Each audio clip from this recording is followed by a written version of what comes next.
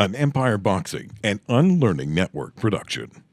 Welcome back to the Empire Boxing Podcast. I'm your host, Coach Jay, and I have a huge welcome tonight. We have Jessica, the Cobra Camara, and one of the baddest in the biz. She's a Canadian professional boxer at 12 wins and 4 losses. She has challenged for the WBA, WBO, and IBO titles all in 1 year. Is that true? Yeah. Oh my gosh. What? Okay, so that's incredible. So I can't wait to talk to you about that. And she's currently coming to us from Montreal. She's in camp for a fight that will take her to South Korea. And so it is a huge pleasure to have you making time to come and chat with us while you're in camp. I know how what late nights feel like. So Jessica, welcome to the show. Thank you so much. Thank you for having me. It's a pleasure. So tell us what your day was. Were you were training pretty hard today, I assume, as well? Yes. My days are actually pretty hectic. I had sparring today, but I work a full-time job and I do coaching too. Wow. So 2 jobs plus training. So what's your daylight? Your moonlight coaching? I guess moonlight pro boxing. What's your daylight? What else is taking up your time? Well, I work full-time at a container company. Okay. And then I also do coaching. So I'll have usually about a couple clients a day. Yeah. And then I work 8 hours and then I have obviously my training. So I usually train 2 times a day. So I'm go. Wow. I'm a workaholic. I was going to say, that's quite the grind to keep up. That is. So give us some of the strategies you have to keep that all in motion. I mean, I've always been just a really hard worker. I like to keep busy. I find when I'm not busy, my mind is just I just think too much, drive myself crazy. So I like to keep busy. So yeah, I've been doing it for years. I've never just worked one job. It's like I need 2 or 3. Right. So this is you. Yeah. Yeah. I like the grind. I like the hustle. I like to always feel like I'm working towards something. I'm being productive. So tell us about the earliest parts of your life. Was boxing something you did from a young age, or did life take you there farther down the line? No, I actually started boxing when I was 19. Wow. Okay. Yeah, I was brought up in a very old school. My parents were immigrants from Portugal. So very old school. They didn't believe in girls playing sports. So they never let me play sports growing up. It was pretty rough way of growing up. I mean, yeah, they just expected me to be a housewife, cook and clean, and then just growing up, I got a lot of anger, and I was really close to my godmother. She actually helped raise me growing up, and she was diagnosed with cancer and passed away of cancer when I was 17. And from that, I just got really angry. I didn't really know how to cope with it. And I started getting into fitness, going out and running. And I was just so mesmerized and inspired by women who fight. I would always watch women's boxing on TV. And I was really inspired by the movie $1 Million Baby. I watched it for the first time and I just kept watching it. And I always, dreamed of going into a boxing gym, and somebody had invited me to a boxing gym to try a fitness class. And I walked in and I fell in love. Okay, this is what I can do to cope with what I was going through at the moment. And I just kind of stuck with it. I went in, tried the class, and I kept going with it. Wow. When I was 18, when I was 19, I had my first amateur fight, and that's where it all started. And was that, now I read that you were kind of raised in Cambridge, Ontario. Yeah. Was that all in Cambridge, or had you moved into Montreal at that time? Yeah, no, that was in Cambridge. There's no boxing gym in Cambridge. So I was training in Kitchener, which is kind of right in the area. Mm-hmm. So I spent about 5 years of my amateur career there, moved over to Toronto, won the nationals there, did a couple years there, and then decided I wanted to go pro. So I moved to Montreal and I turned pro there. So I've been here for 7 years now. Wow. Okay. So another lifetime, another small lifetime. Now, what was that like kind of navigating your parents and this like, okay, I'm going to do an amateur fight. Were they hard to convince? Did they come? What was that whole experience like? They came to my first amateur fight. They never really begrudgingly, or were they like, yeah, let's go? I mean, I pretty much told them like, no, I'd like for you guys to come. Yeah. Okay. They never really supported it. But I mean, now they're looking at how successful I am and they're proud of it. But my family was never really one to support. I don't think they really understand it. I don't really take it to heart. They don't understand boxing. They don't understand what it takes. They don't understand everything it's sacrifice. They don't really get it. And I think a lot of people don't really get it, which I don't really take it to heart. Yeah, fair. And so you made your pro debut also in Canada. What was that experience like? I made my pro debut in Montreal. Yeah. So I'd moved to Montreal. It was kind of like right before Christmas in 2016. And I met my coach at the time. Like I came to Montreal, didn't know where I was going to train. I was like, okay, I'm going to kind of, try different gyms. Just turn up and see what happens. Yeah. I spoke no French. I still speak like very little French. Yeah. So I was like, okay, well, this is going to be difficult. So I'm going to have to kind of look around, look for gyms that can speak English, have English speaking coaches. And I was following actually Shaquille Finn on Instagram, and I reached out to him. And I was like, hey, like, do you know of any gyms? Do you recommend any gyms I could train at? He's like, oh, actually, me and my coach just opened up a gym. It's called Montreal Boxing. Come check it out. So I went there, and it was just like literally the first week they had opened. Wow. And I met Ian McKillop, and we just hit it off. And I just stuck with him. I remember I left that month for a vacation to Cuba, and I came back after Christmas holidays in January. He's like, hey, I got you a fight. So it was in March of 2017. So I had my pro debut, and that was March 2017. I had my pro debut, and we've been together ever since. Wow. And walk us through that pro debut. What was it like for you from the moment from the walkout to stepping through the ropes to, nerve-wracking. I was really nervous. It's kind of like that feeling like you train so hard and you dream. I've dreamt about turning pro for years. That was my ultimate goal. And you train so hard, and then when you walk through the ropes, you're like, wow, it's happening.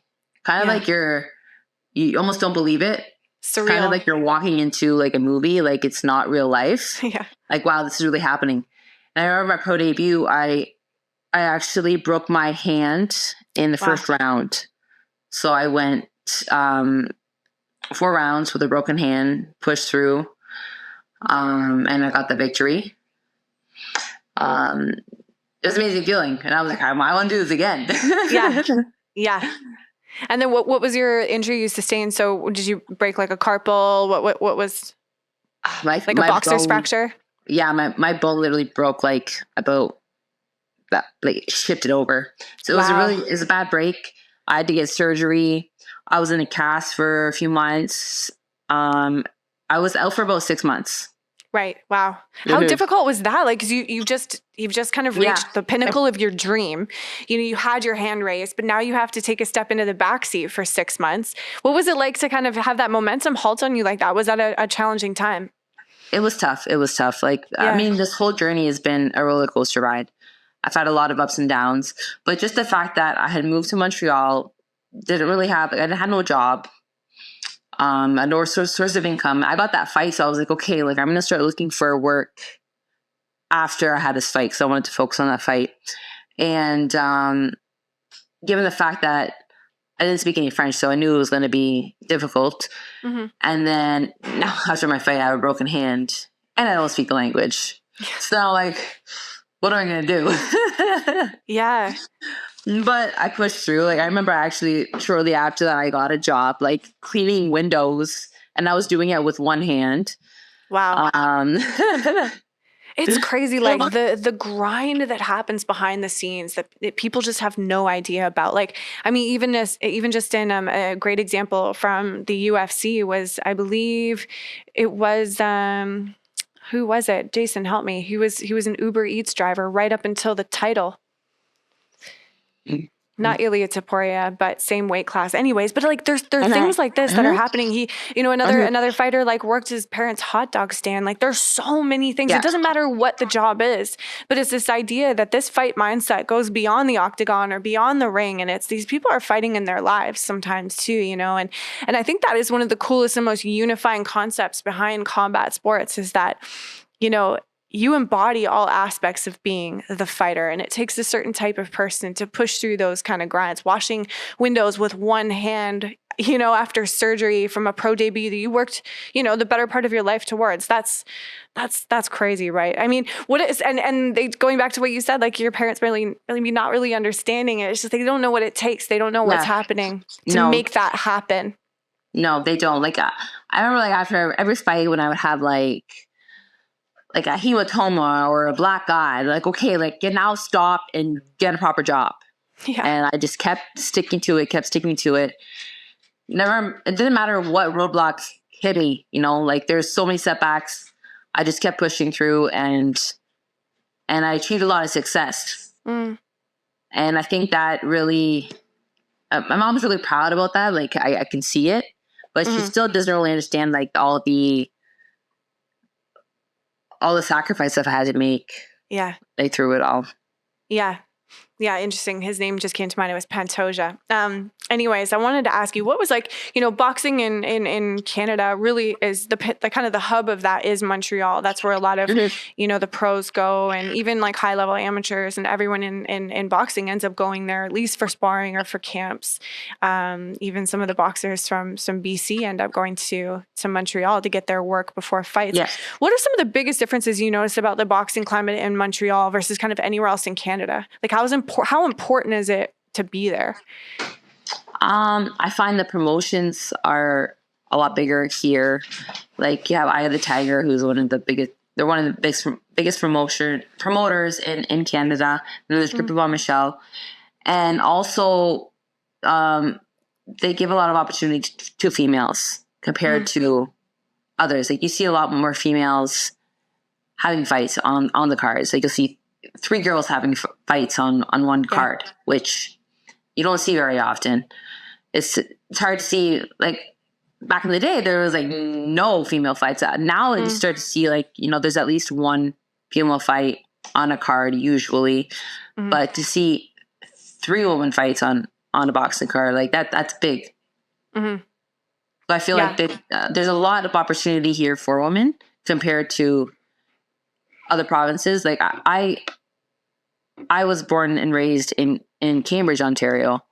And the reason why I came to Montreal is because I was seeing that women were given more opportunity here.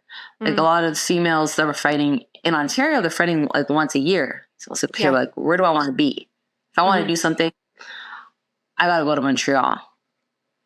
Yeah, absolutely. And even just going back to the idea of, you were saying, early on there were no women's fights. Like, tell us about that experience. Like, what was that like? Even as an amateur. Like, I know when I was fighting amateur in BC, there was like, it was so difficult to get a fight or to get sparring or to anything like that. And I can't even imagine, going into like a national level like yourself. Like, how difficult was that to get yourself the training and the sparring and even potentially the coaching that you wanted?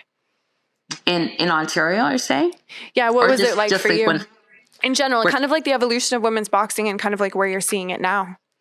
Well, when I first started boxing, when I began in Kitchener, I was actually part of like a smaller organization. It's called the OBA, Ontario Boxing Association. So they weren't really affiliated with the IABA, so there was no nationals. They had like their own Golden Glove tournament and that kind of stuff.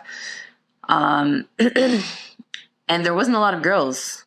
So I remember I'd fight the same girl multiple times per year. And it got to a point where there was just no one else to fight. So I was like, okay, well, I guess I'm going to turn pro. But it was too soon for me to turn pro. I only had like 10 plus fights. And sometimes I was only fighting one time a year because there just was no girls to fight. Mm-hmm. And most of the time I'm sparring with guys or with girls who had a lot more experience because that's all that was around. Mm-hmm. So I made my decision to move to Toronto, train at a different gym, and get some more amateur experience. Registered with the IABA, won the nationals. I got to travel internationally. Mm-hmm. I feel like with that move, it opened up a lot more opportunity. I got to meet other boxers. Going to Toronto, there was a lot more women boxers around, so I got to get more work. Mm-hmm. But for the first 5 years of my amateur career, I didn't really. It's I was difficult. fighting once a year, so it wasn't like I had 30 amateur fights, and in the span of 9 years as an amateur, that's not a lot. Yeah. Yeah, absolutely. It is really difficult. It's just a small pool. And you're finding, I think you mentioned it's getting better now. There are more and more opportunities. Are you finding that more women are also entering boxing? Yeah. It's like I remember when I first turned pro, there wasn't a lot of women. There wasn't a lot of women like that were pro. I remember when I came to Montreal, I had seen Mary Abdicare. She was getting a lot of fights. I was like, okay, like they're really actually pushing her. They're giving her opportunity. Mm-hmm. But other than her, there wasn't really any other woman. But now, I turned pro and like I feel like everyone's coming out now. Like I feel like women are finally getting the spotlight, and I definitely see a rise. Mm-hmm. Can you pinpoint anything specific, in our recent history that sort of helped stimulate that growth for women's boxing? Well, I found like first of all, there was no women boxing in the Olympics. Mm-hmm. So once they changed that, it kind of opened doors, and then once you started seeing, like Clarissa Shields turning pro, mm-hmm. and kind of putting a spotlight on women's boxing, and you had women like Clarissa Shields advocating for us and showing what we're capable of doing. We can box, we are strong, mm-hmm. we can do everything that the men are doing. Mm-hmm. I feel like that there's people are opening their eyes to what we can do, and this is an entertainment business, and at the end of the day, we need to put asses in seats. Mm-hmm. And I feel like now you're seeing a lot of big fights happening. You're seeing, the best fighting the best. And I think that's what we need for the sport. Mm-hmm. And in the last couple of years, I feel like there's been a big change.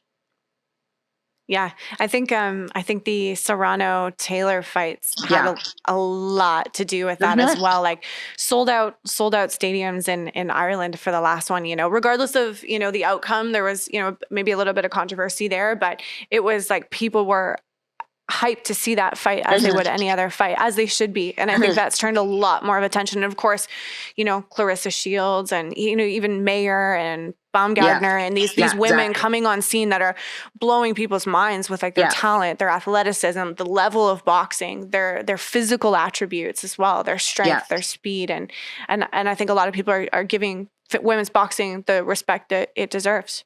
Mm-hmm. So like I was saying, like now we have like the best fighting the best, and there's a lot of hype behind it. They're like, oh, that's a good fight. Mm-hmm. And almost like you don't know who's gonna win because it's like, okay, well, that girl can do this. Well, then a lot of people want to tune in and watch it, obviously. So that's what we need. We need people to be attentive and want to see the outcomes. Mm-hmm. Yeah, and then speaking of close fights, did you watch the Sinise fight just recently? Yes. Yeah, well, I didn't see the whole thing, to be honest, but yeah. What did you think of that? I didn't actually get the ability to watch that whole fight either, but from all accounts, it was a very close fight. It kind of could have gone either way, but again, massive fight for women's boxing. Yeah. Well, for what I've seen, I feel like Sinisa kind of, I think she pulled it off. Yeah. It was close, but I feel like she had more control of the fight. Yeah, amazing. No, it's great to see. I love to see it. And speaking of, the best fighting the best, now you fought and defeated Heather Hardy. She's a very well-known face in women's boxing. What was that experience like? Were you you obviously knew who she was going in? Yeah, but she's somebody I idolized throughout my whole Tell me boxing about that career. experience. Well, it was just such a good experience just getting that fight. Yeah. I felt honored just being in the ring and sharing the ring with her. And honestly, I just felt like, I didn't have no pressure on myself. I trained so hard for that fight, and I just felt like, okay, well, this is just my moment to showcase everything I was working on. And I was so relaxed, and I was just on that night. It was just, my timing was good. My punches were flowing, and we got the victory. Yeah. Incredible experience. And did you and Heather share any words or anything that was impactful for you at the end of that experience? I think it was a big shock for her after that fight. Like, I don't think she was really right. I think I kind of feel like she was underestimating me. So she was upset after. Like, I went up to her and I obviously good work. I thanked her for the experience, but she was still in shock. Right. But I actually, went to visit Sissons gym just like last year, and I popped in, I said hi to her, and we talked about doing some work together, getting some sparring together. But it was cool. Nice. I'd love to get some work in with her, actually. Yeah. Yeah. Very but what a wild experience too. Yeah. Probably just a bit nerve-wracking, but incredible. You were able to overcome that and to just, find your flow state, and what a cool experience. Yeah. So I've been watching you on social media, and I know I feel like you're the full package, you take everything seriously. You have your S&C, you're doing that, you got your nutritionist, you're really taking the holistic approach to this, which is, as I've been talking to people, not as common as one would think for pro combat sport athletes. Some people are still, dipping it into the old school world of I don't know, we just do 1,000 push-ups and 1,000 sit-ups after practice or whatever. And, to watch someone doing it, the professional way, the right way, I think is just amazing. And I think that should be an example to all combat sport athletes. So how did that all come about? How did you meet your various parties and your coaches and your team? And what was forming that kind of Avengers like for you? So I'll bring up Luigi Melli. It's kind of funny how we met. So I'm really close with, I don't know if you know Manny Montreal. In Manny, you said? Manny Montreal. He does he's a boxing journalist. Instagram. Yeah, totally. Yeah. I'm really close with him. He's like my brother. And he kept telling me about his friend Luigi. You should get Luigi to help you. And my biggest thing was I had no time to cook. So I would end up a lot of the time ordering Uber Eats because I didn't have any time to cook. And he's like, you should message Luigi. He'll help you. He'll cook for you. And I was kind of like, oh, yeah, whatever. And I kept kind of brushing it off. And one day he just connected us, and I met up with Luigi, and we spoke. And he's like, I can give you your macros. And I was really not really feeling cooking and measuring my food, but I did it. I was in camp at the time, so I just okay, you know what? I'll take my Sunday, I'll go shopping, I'll weigh all my food. I did it, and I felt so good that camp. And my body changed, everything changed, and we started building a relationship. And after that camp, he was still doing my nutrition, and I started going over, and because he has a gym in his garage. So I started going over and training with him, and we got really close. And we actually only known each other for just over a year, but it feels like I've known him for a lot longer. So now he's actually my strength coach and my nutritionist. Mm-hmm. We talk almost every day. His wife is actually cooks for me. They have LTC cooks, so they do meal prep. So he kind of saved me on the aspect of not having to weigh my food and everything. So Yeah. she does my meal prep. I pick up my food every Sunday. I have all the macros in, and every day I'm pretty much eating the same thing, but I'm cool with that. And yeah, I train with him 2 times a week, usually in camp. Awesome. Yeah. And I've noticed a big change in my body and just how I feel energy wise, my cardio, everything. Mm-hmm. Yeah, incredible. I mean, I think for, a lot of fighters, it's like just the hurdle of accepting, like, okay, yeah, maybe there is something to this, maybe doing it a little bit differently than I have done it in the past, even despite successes, is worth just giving that a try, because, just fueling your body the right way makes such a big difference into how your energy systems and how you perform. And I'm so glad to see someone, doing that. And clearly it's something that you've noticed a huge change in your game on. So that's awesome. And so tell us a little bit about this camp and how everything's looking and how you're feeling. And then, soon you're going to be heading to South Korea. What's your plan in terms of how long you'll be there before your fight? Give us the whole detail. Yeah. Actually, camp is going really good. Like I've had such bad luck with my recent camps. Most of the time it's like, really, I get very short notice. I'm always in the gym training, but we never really had like a full camp to really focus on the fight. But I was training with my strength and conditioning coach Luigi earlier this year. We're like, okay, well, we're gonna start like a strengthening phase, because I didn't have a fight at the moment. So January, February, we're doing like a lot of strength, and then in February, I heard they had reached out to me for that to fight Choi in South Korea. So we took the fight. So we've known about this for a couple of months now. So we knew it was going to be either April or May. So I did like a whole pre-camp. I got ready, and then the beginning of March, we actually entered camp. So I felt like I had like a pre-camp and a camp, and I've never had that. So I feel my timing is great. I feel strong. My weight's good right now. Like it's everything is falling into place. And I still, like a week ago, I was like peaking. I'm like, okay, I still have a month to go. Right. Okay. So, yeah. So it's like, I'm like, wow. I'm like, I feel great. I'm ready to fight now. I still got a month to go. Right. So yeah, I feel amazing. I'm really excited. This is a great opportunity for me. I'm going up against an undefeated fighter.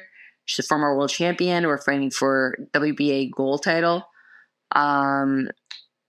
So the fight is April 27th, and my coach and I we don't even have our flights yet, but we plan to be leaving either like about 5 days before. Right. Just to get adjusted and everything, and probably going to be staying an extra couple days. Yeah. To tour around. But yeah. Where's some of the, the most, so this is your first time in South Korea, I'm guessing? Yes. Yeah. Okay. So pretty cool to go check out a new place. I feel like you got to do the tourist thing once you're done fighting. What was one of the most memorable fights that took you somewhere in the world that was just one of your best experiences? Well, I fought a lot in the U.S. But every fight is experience with my coach, I'll tell you. We get into some crazy stuff. I remember when I fought in Tennessee, it was actually during COVID. And he really likes to, do the touristic stuff and look around and walk around, which I like to do. I really like to walk around and keep my mind off the fight. I remember when we got there, he rented a car, and he's like, but you know what, Jess? All the cars are really expensive, but they had a really good price on a rental van. So I took the rental van, and I'm just gonna ask for another car when we get there. So we get there, and there's literally only rental vans in the parking lot. So we were stuck with the rental van, like a moving van. Hilarious. So we were driving around Tennessee, and this like moving van that says Hertz in the back. Wicked. And then on the way back, we didn't have a COVID test. So we were stuck. We were stuck there for a few days. Wild times, It's always, hey? yeah, it's always something with you. And like just other moments, you're getting like a flat tire and having to tow the car, like right before the fight, driving to the fight, getting a flat tire. God. Yeah.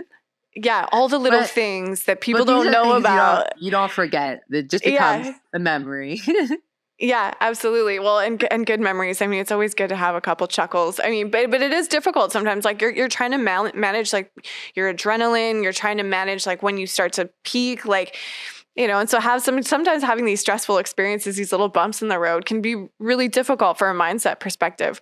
But I mean, like you seem like such a driven person that's had just like, I mean, like you love the grind, like you said, you know. So I'm guessing like there's a real resiliency and a real strength there. And do you think that's a character attribute that you have that's really helped you prevail as a fighter?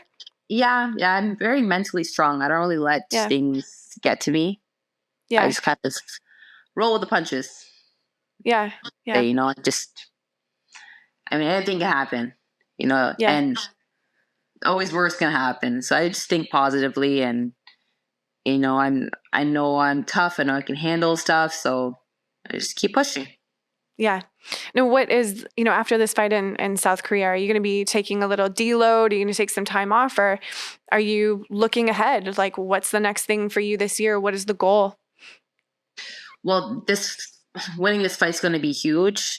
I want to fight the top girls. You know, I want Katie Taylor. Chantel Cameron, whoever, right? I want to win a world title. So, am I going to take time off? Yeah, I guess I'll take, you know, a week to relax a little bit. But I'm right back in the gym. You know, I'm just waiting for that phone call. I'm obviously gonna, you know, take time to enjoy time with my wife, do a little bit of traveling, I guess. But I'm going to be in the gym, staying ready, waiting for the next opportunity to come. Yeah. I mean, I'd love to see the Katie Taylor fight for you. I think that would be just that's absolute fireworks. Okay, great. Well, I'm gonna be waiting for that fight as well. Now we got to talk about it because we had your wife fight on our card, which is just the coolest. Now you guys fought, and is that how you met? Yeah, that's how we met. Incredible. Take me through that, because that is one of the most unique boxing romance stories ever. What do you want to know? All the good details. Okay. So what was first off, let's start with the fight. You fought Erica. What year was that? That was 2017. That was actually right after I broke my hand. That was my second fight. Wow. Okay. So that was pretty much out of surgery, second fight from recovery. You fought Erica. You guys met. And then how did it sort of transpire from there? Well, I'd never seen her before. She was a fighter from Mexico. So she flew down from Mexico. We fought in Hamilton, Ontario. And we had a press conference. So we had a face off. And we kind of looking at each other like... So good. So, yeah, there was a little bit of fireworks there. Yeah. And both of us went back to our corner like, ooh, you know, like, she's kind of cute. And I remember my corner saying like, she doesn't go that way. I'm like, yeah, I'm pretty sure she does. Actually, somebody that was in my corner wanted to kind of holler at her. I was like, no, she doesn't go that way. And sure enough, tried to get her number. And her corner said, no, she doesn't swing that way. He said, shit, Jessica was right. So I actually reached out to her via Facebook. And we started talking. And we ended up actually going on a vacation together for my 30th birthday. And we headed off. We did a long distance thing for a bit. And she eventually ended up coming to Canada for like 3 months. Stayed here. I proposed to her. I went to Mexico, met her family, and then there was history. She came back. We got married. We've been married for 4 years now. Wow. Yeah, so probably the best boxing romance story. Now, what's up? I mean, like that's so cool. I mean, you fought. That's how you met. You guys got married. You're both fighters. Like, What a unique experience. What does that mean for you guys to be able to kind of share common experience, something that other people just wouldn't understand? There's pros and cons to it, I guess. Yeah. I mean, the good thing is, like, we understand, what it takes to be a boxer. But, I mean, we've had a lot of moments where we're both in camp, and that can be really hectic. Yeah, I bet. Yeah, just what do you find it's most like? Just energy's waning, everyone's wick's a little bit shorter, like you don't have much quality time together. Like, is it that kind of stuff? Yeah, it's a lot of that. Yeah. And when I'm in camp, I'm just so focused, so I can be very, what's the word? I can be, I don't know, just like short, maybe. Yeah, I'm just so zoned in. Yeah. So, yeah, I'm maybe not less affectionate and more just business mode. Yeah. Yeah, that's fair. Yeah, I guess that is interesting. Like within the beauty of being able to really understand each other in a way that like no one else really can in your life, like at the deepest level. There is the challenges of you got two pro athletes doing the pro athlete grind. And I mean, and you also don't have a lot of free time as it is. It sounds like, you're working hard all the time. So difficult to manage regardless, right? It is difficult to spend quality time together because then literally like work and at the gym. And then when I do have any time, I'm just so exhausted. I don't even want to do anything. Yeah.